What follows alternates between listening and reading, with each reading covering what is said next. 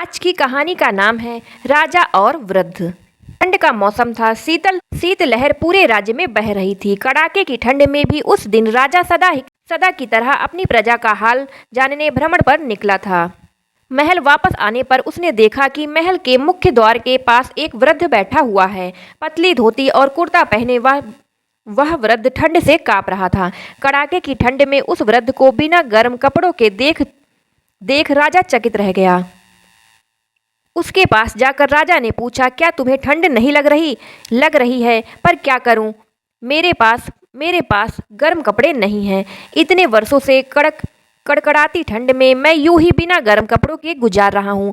भगवान मुझे इतनी शक्ति दे देता है कि मैं ऐसी ठंड सह सकूं और उसमें जी सकूं। वृद्ध ने उत्तर दिया।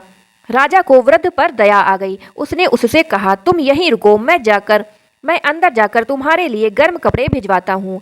वृद्ध प्रसन्न हो गया। उसने राजा को कोटि कोटि धन्यवाद दिया।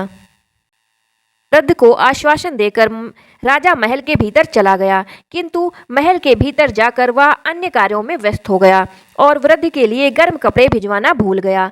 अगली सुबह एक सिपाही ने आकर राजा को सूचना दी कि महल के बाहर एक वृद्ध मृत पड़ा है। उसके मृत शरीर के पास जमीन पर एक संदेश लिखा हुआ है, जो वृद्ध ने अपनी मृत्यु के पूर्व लिखा था।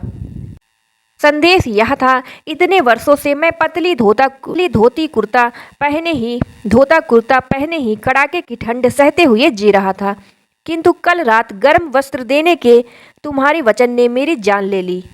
सीख, दूसरों से की गई अपेक्षाएं अक्सर हमें उन पर निर्भर बना देती हैं, जो कहीं ना कहीं हमारी दुर्बलता का कारण बनती हैं। इसलिए अपनी अपेक्षाओं के लिए दूसरों पर निर्भर रहने के स्थान पर स्वयं को सबल बनाने का प्रयास करना चाहिए।